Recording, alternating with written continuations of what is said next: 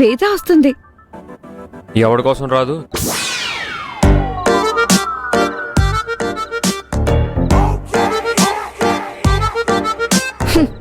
ఏంటి ఈ మధ్య మాట్లాడితే మీటింగ్ అని పిలుస్తున్నావు? మాకేం పని లేదనుకుంటున్నావా? ఇంట్లో కూర్చుని అంట్లు తోముకోవడం, గోర్లు గిల్లుకోవడం ఇదే కదా మీ పని. ఏంటంజీ, ఇతనితో మాట్లాడిపించడానికి తీసుకొచ్చావా నన్ను? అది కాదమ్మా, వాడొక అద్భుతమైన ప్లాన్ చేశాడు. అది చెప్పడానికి నేను పిలిపించాడు. అది చెప్పడం మానేసి సోది చెప్తాడేంటి? నేను సో చెప్తాను. ఏం మాట్లాడుతున్నావు? ఏం మాట్లాడుతున్నావు? చాలా ఎక్కువ చేస్తున్నావు. ఎందుకు అంత ఓవర్ చేస్తున్నావు? ఏంట్రా నువ్వు చెప్పేది? ఏం మాట్లాడుతున్నావు?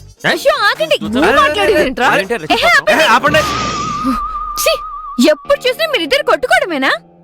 ఇలా కొట్టుకోవడంతోనే మీ ఇద్దరి జీవితం సగం గడిచిపోయింది. మీ ఇద్దరి మధ్య మేం చస్తున్నావురా. అరే, ఎందుకు పిలిచావో డైరెక్ట్ గా చెప్పొచ్చు కదా. చెప్పేది వినాలి కదా అసలు. చెప్తే ఎందుకు వినను? ఇదిగో ఆగరా, విషయం చెప్పరా. ఏమి లేదు, అటేమో అత్తయ్య కోపంగా ఉంది. మీ అత్తయ్య గురించి మాట్లాడుతున్నావా? వినవా నువ్వు? వాడు చెప్తుంది మీ అమ్మ గురించే. నువ్వు చెప్పు. చిన్నత్తయ్య కోపంగా ఉంది, మావయ్య ఏమో అలక మీద ఉన్నాడు. వాళ్ళిద్దరిని కలపడానికి నా దగ్గర ఓ ప్లాన్ ఉంది. ఓ, నీకు వంటలు చేయడమే వచ్చనుకున్నాను. ప్లాన్లు చేయడం కూడా వచ్చా?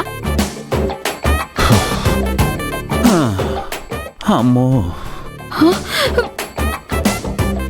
చూసావు మావా, అందుకే దీంతో వద్దు అని చెప్పాను. మన ప్లాన్ ఏదో మనం అమలు చేసుకుందాం అంటే లేదు, వేద ఉండాలి వేద ఉండాలి అని చెప్పేసి తీసుకొచ్చాం. వెళ్ళిపోమమ్మా. అమ్మా, నీకు దండం పెడతాను, వాడు చెప్పేది కాస్త వినమ్మా. సరే, ఇంతకీ ప్లాన్ ఏంటో చెప్పమని.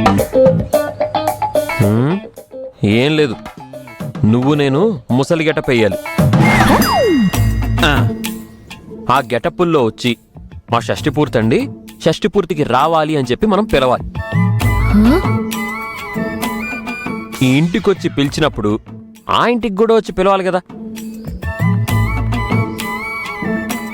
ఆ ఇంటికి పిలవడానికి వెళ్ళినప్పుడు మావయ్య కూడా అక్కడికి రావాలి కదా. వన్స్ మా అన్నయ్య గాని ఆ గడపలో కాలు పెట్టాడు అనుకో, మీ అమ్మను చూడగానే ఐస్ అయిపోతాడు. కోపం మొత్తం ఎగిరిపోతుంది. ఇది ప్లాను. ఎలా ఉంది? బానే ఉంది, కానీ పెళ్లి కాకుండా షష్టి పూర్తి అంటే?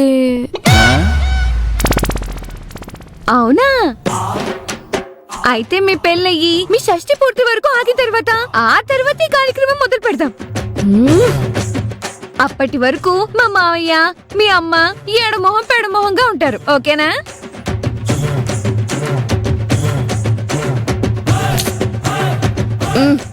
అలా ఏం కాదు, కానీ అయినా ఇంతోడు దానికి నేనెందుకు? నా ప్లేస్ లో ఏదైనా డ్రామా ఆర్టిస్ట్ ని పెట్టుకుని మీరు మేనేజ్ చేయొచ్చు కదా. డ్రామా ఆర్టిస్టా? నువ్వు చెప్పిందే కరెక్ట్, తప్పు నాదే. డ్రామా ఆర్టిస్ట్ ని పెడదామంటే ఈ పెద్ద మనిషి లేదు వేదానే ఉండాలని చెప్పి నా బుర్ర తినేశాడు. మేము డ్రామా ఆర్టిస్ట్ ని పెట్టుకుంటాంలే. నువ్వు బయలుదేరి, వెళ్ళిపో. వెళ్ళు.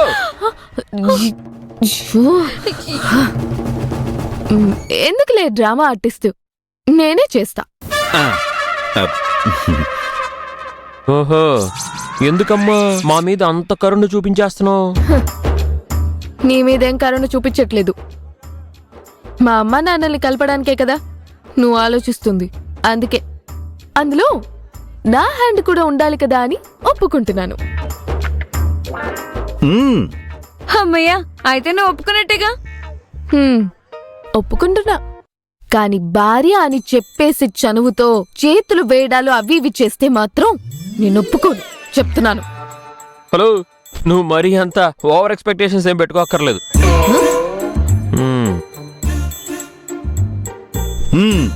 సరే అయితే ఈ ప్లాన్ ని ఇమీడియట్ గా అప్లై చేసేద్దాం.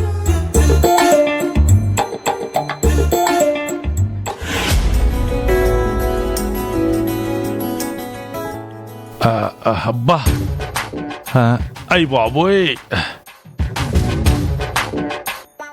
అబ్బాబ్బాబ్బా, అయ్యి బాబోయ్.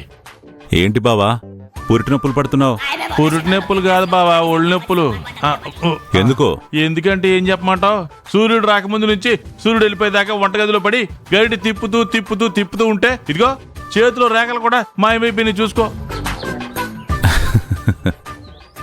అవును బావా, ఈ నెలలో చేసిన ఫంక్షన్ తాలూకు పేమెంట్స్ అన్ని వచ్చేసినాయే.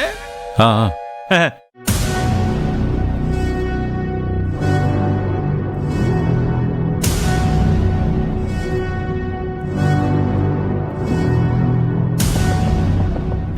ఏంటి అలా సూత్త నిలబడిపోయావు? మీ నాన్న లెక్క పెడుతున్న లెక్క ఎంతనే?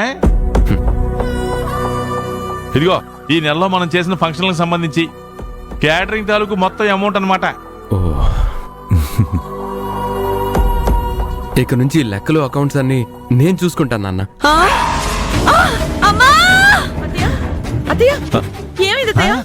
అమ్మా ఏమైందమ్మా?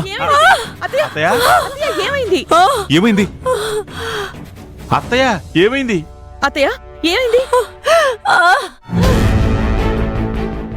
మీరందరూ ఏం కంగారు పడకండిరా, నాకేం కాలేదు, గుండెలో నొప్పి వచ్చిందంతే.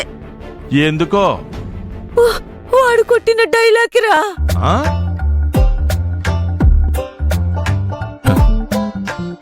నేనేమన్నాను? అంటే ఎప్పుడు కూడా ఇక్కడి నుంచి తీసిన జంబు అక్కడ పెట్టావు కదా, అలాంటిది లెక్కలు చూసుకుంటాను బాధ్యత తీసుకుంటాను అంటున్నావు కదా, అందుకు షాక్ అయి ఉంటుంది పెద్ద ఆవిడ. రాత్రంతా ఇంటికి రాకుండా ఏ బోధి వృక్షం కింద కూర్చున్నావేంట్రా? కొత్తగా జ్ఞానోదయం అయింది నీకు? ఏం నాన్న, పని చేయకపోతే చేయట్లేదు పట్టించుకోవట్లేదు అంటారు, చేస్తానంటేనేమో సెటర్లు వేస్తారు. అది కాదు నాన్న, సడన్ గా ఈ నిర్ణయం ఏంటా అని. సడన్ గా ఏముందమ్మా, ఎప్పటికైనా నాన్న తర్వాత ఇవన్నీ చూసుకోవాల్సింది నేనే కదా. అయినా చదువు ఒకటి వెలగబెడుతున్నావు కదరా, అది వదిలేసి ఇవన్నీ నీకెందుకురా? విష్ణు, నువ్వెందుకు ఈ నిర్ణయం తీసుకున్నావో నాకు తెలియదు, కానీ నా బాధ్యతలు పట్టించుకుంటాను అన్నందుకు కొంచెం ఆనందంగానే ఉందిరా.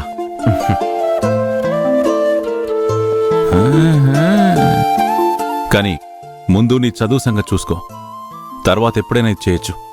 అప్పటి వరకైతే జరగాల్సిన నష్టం అంతా జరిగిపోతుంది నాన్న.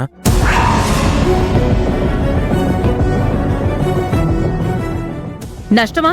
నష్టమేంట్రా? ఆహా, అదే నష్టం రాకుండా అన్నీ నేను చూసుకుంటానంటున్నాను.